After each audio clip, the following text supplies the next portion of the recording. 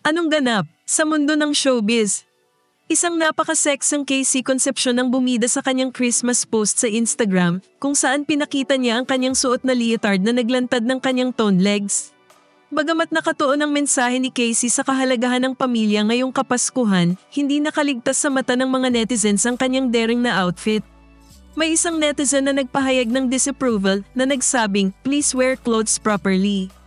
Gayunpaman, agad namang dumipensa ang mga tagahanga ni Casey, pinupuri ang kanyang confidence at pagsuporta sa body positivity.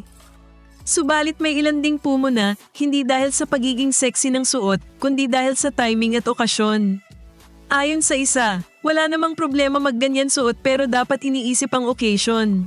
Hindi ito ang unang pagkakataon na nagpakita ng confidence si Casey sa kanyang fashion choices. Kilala siya sa pagiging classy at bold pagdating sa kanyang outfits at palagi niyang binibigyang diin ang kanyang paniniwala na ang fashion ay isang form ng self-expression.